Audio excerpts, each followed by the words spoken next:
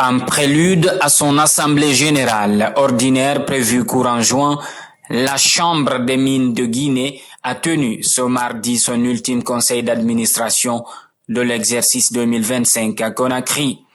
Une rencontre présidée par Ismaël Diakité, président de l'institution. Cette session a rassemblé les principaux acteurs du secteur minier opérant en Guinée et s'est distinguée par l'adhésion de nouveaux membres et des échanges stratégiques avec des institutions parapubliques. C'était aussi l'occasion pour ces acteurs de faire le point sur l'exercice écoulé et jeter les bases de l'Assemblée générale à venir. Donc nous avons rapidement abordé les questions relatives à la gestion de la Chambre sur l'exercice qui vient de prendre fin et nous avons aussi passé en revue les comptes et le rapport du commissaire aux comptes y afférent.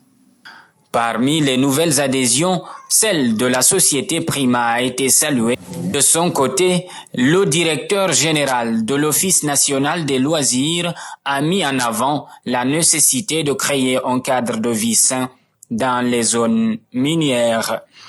Donc c'est pour pouvoir créer réellement un cadre de vie auprès de ces mines, qu'on ne sente pas seulement la poussière et la boue, comme je le disais, mais aujourd'hui qu'on trouve un cadre beaucoup plus intéressant pour permettre aux populations de ces zones-là de profiter réellement de ces centres et parcs de loisirs, mais également les miniers eux-mêmes, les travailleurs et même les visiteurs.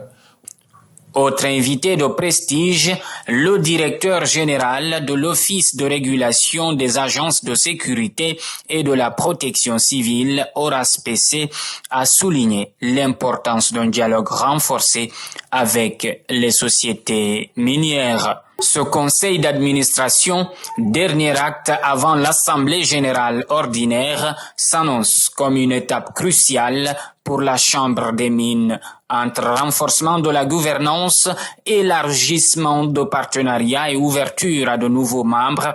La CMG affirme sa volonté de jouer un rôle moteur dans la transformation du secteur minier guinéen. Oui, l'invitation de l'Office national des loisirs au niveau de cette réunion du conseil d'administration de la Chambre des mines, c'est réellement pour présenter l'Office national des loisirs, mais aussi présenter nos projets réalisés en cours et ceux en perspective aux différents acteurs des mines. Oui, vous savez, aujourd'hui, les mines couvre pratiquement les 4 régions de la République de Guinée et pour aussi créer un cadre de vie beaucoup plus sain et sécurisé, il était important qu'on discute avec eux parce qu'aujourd'hui nous comptons réaliser des projets d'infrastructure dans le cadre des centres et parcs de loisirs dans les zones minières. Aujourd'hui, vous savez,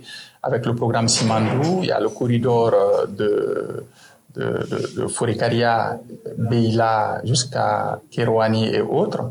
Donc c'est pour pouvoir créer réellement un cadre de vie auprès de ces mines, qu'on ne sente pas seulement la poussière et la boue, comme je le disais, mais aujourd'hui qu'on trouve un cadre beaucoup plus intéressant pour permettre aux populations de ces zones-là de profiter réellement de ces centres et parcs de loisirs, mais également les miniers eux-mêmes, les travailleurs et même les visiteurs.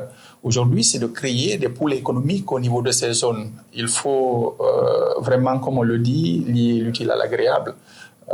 Et notre rôle, c'est de créer des cadres où les gens peuvent s'émanciper, mais aussi, vous savez, ces centres de loisirs-là permettent aussi de créer de l'emploi, créer des richesses, lutter contre, que ce soit la migration irrégulière, l'exode rural, même la délinquance juvénile. Ça permet réellement de créer assez d'emplois. Et c'est ce qui fait qu'aujourd'hui, si vous prenez Kamaen Plage pour ce projet pilote, aujourd'hui, il intègre plus de 11 petites entreprises et plus de 144 employés directs. C'est énorme. Et avec tout ce que ça crée en termes d'économie, en termes d'encadrement de la jeunesse. Et aujourd'hui, lorsqu'on parle également de contenu local au niveau de ces zones-là, il est important. Les mines ne peuvent pas employer tout le monde.